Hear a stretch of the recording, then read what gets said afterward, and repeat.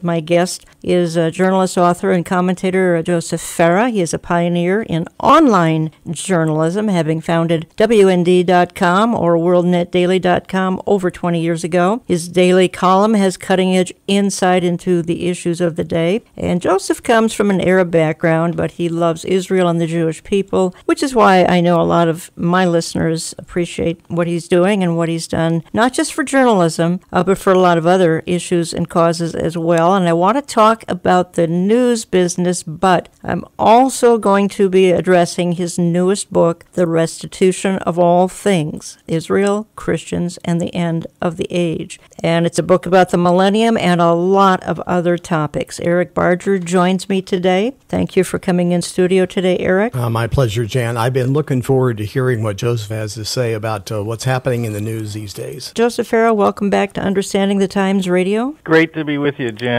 Joseph, 20 years online journalism. For you, you've been in journalism a lot longer than that, but WorldNet Daily, WND, started back in 1997. I think your career goes back 42 years. How has internet journalism changed in more recent years? You're absolutely right, Jen. I actually have more experience in what we call, quote unquote, the mainstream media I know. than I do in online journalism, which we started 20 years ago. We were the first. Look, I was attracted to journalism because I grew up in the era of the Watergate investigation. As you know, Jan, I was kind of pretty typical of the people who were attracted to journalism in that period. And what we all had in common, when journalism, by the way, when I got started, was the most popular career for people who saw themselves as,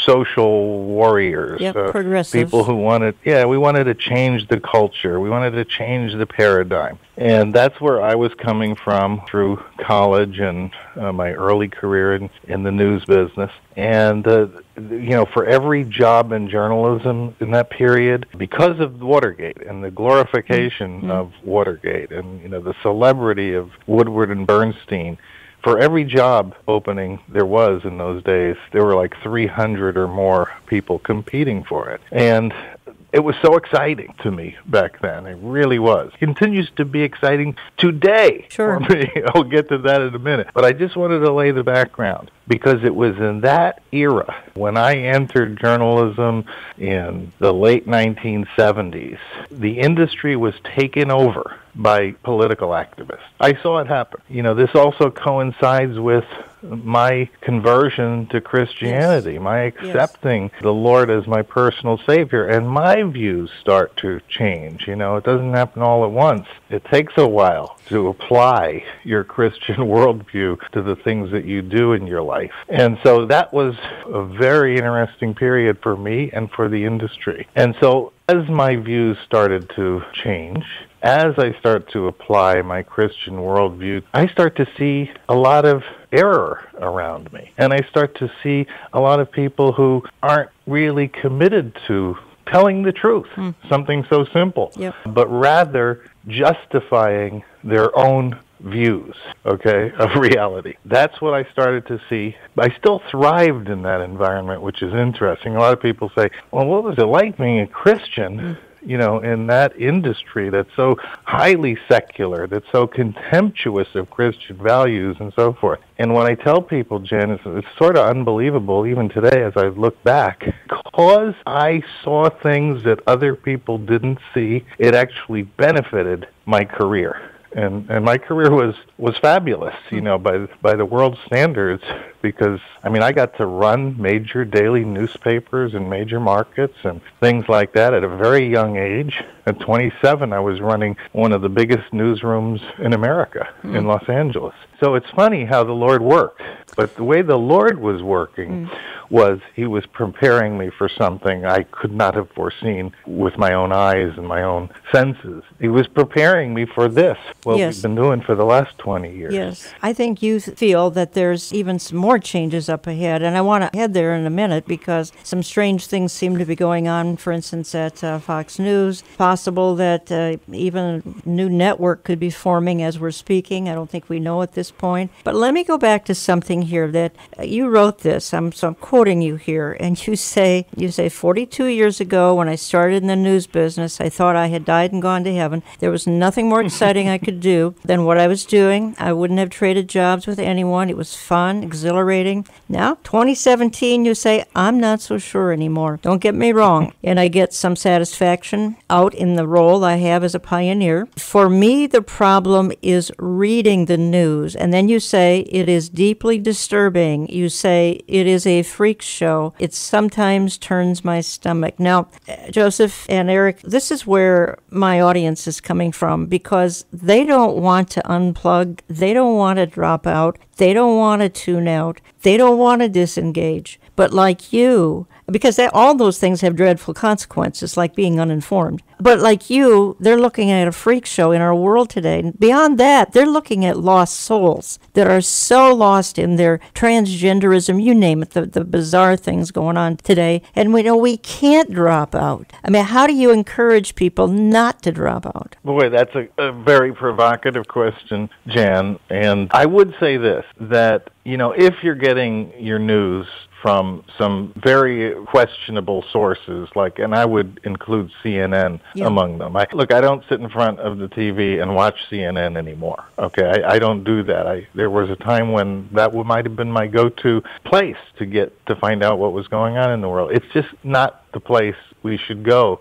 any longer because it doesn't have any relationship to reality. And occasionally I see CNN for a little while every day when I go to my bagel shop and they have it on. You're forced to watch it. Eavesdrop for a few minutes. And what I see them, focusing their attention on is so out of proportion with reality, I'm taken aback. It staggers me. And, we can just point to one specific example right now. Their total infatuation with this Russian collusion thing, for which there is not a shred of evidence that anything happened. But yet it totally preoccupies CNN. And we can point to other examples. The New York Times has, very strong bias in that direction. They'll do anything to get to the bottom of a scandal that doesn't exist. So that's when I'm talking about the freak show, that's what I'm talking about. Okay. Because, 40 years ago, we still had some standards in the news business. We really did. They didn't always apply. Mistakes were made and so forth.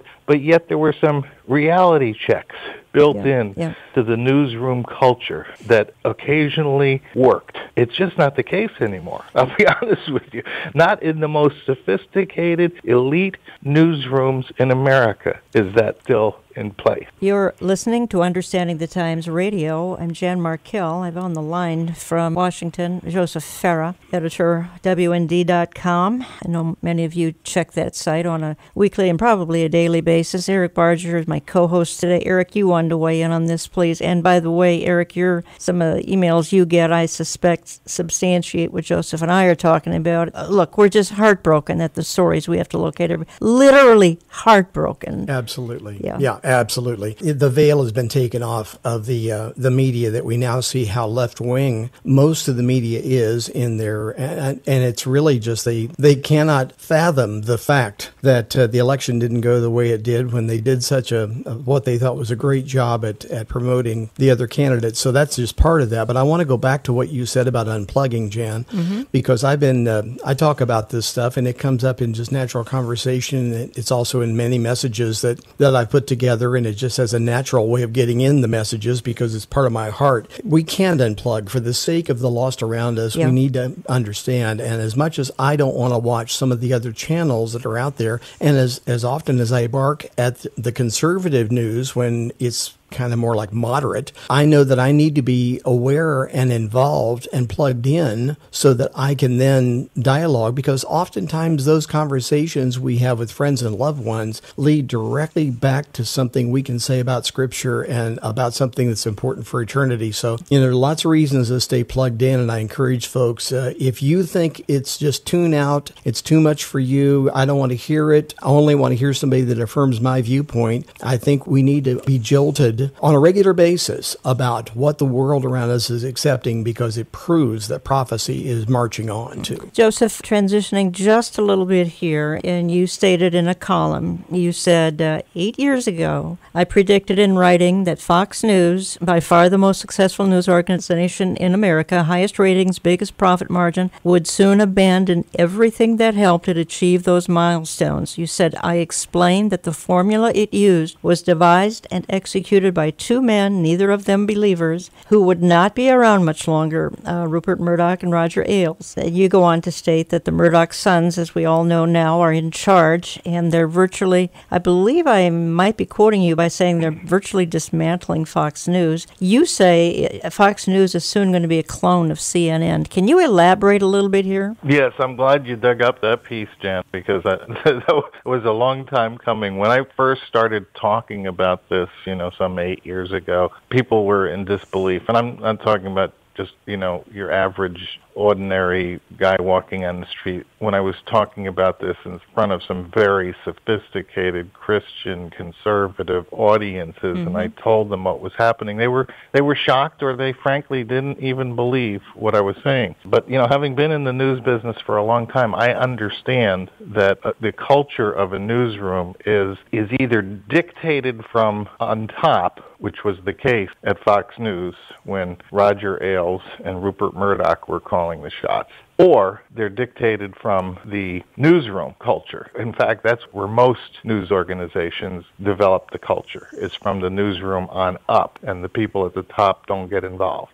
Fox was unusual in that circumstance because Murdoch cared about profits, and he knew there was an untapped audience out there of people who, just frankly didn't share the values of the newsroom culture. And he targeted it, and he hired Roger Ailes to do it because Roger Ailes understood that very well and was kind of a great architect. So together they built something extraordinary. Now, it never had any kind of a Christian perspective, worldview behind it. What their marketing message was very simple. We report, you decide. That had an amazing appeal for people because they didn't want to be dictated to. Give us the news, we'll make up our own mind. That was the theory, and it was executed to perfection. So much so, people don't understand just how dramatic this was. Not only, we all know Fox News was the #1 cable network. Everyone knows that. What they don't know is that it was so profitable. The profits were better than ABC, NBC, CBS,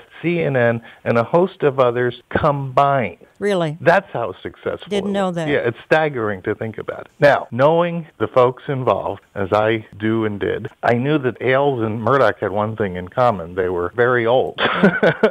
And they either had to retire or die or move on and name successors. Well, Ailes is gone now. He died after being let go by Fox News. Murdoch is sort of still around, but he's appointed his children to take over the network. They're very liberal. What I did 8 years ago is I researched these people and the kids, and I saw what they were saying. They were saying they were embarrassed to be associated with Fox News, and essentially they wanted it to be more like CNN. That was the message 8 years ago. And I said, well, then this experiment that has been so successful economically for Fox News is over. It's just a matter of time before they become just like CNN, which, frankly, is a shadow of what it was 8 years ago. Yeah. Well, you had a headline recently. I'm talking to Joseph Farah, WorldNet Daily, WND.com.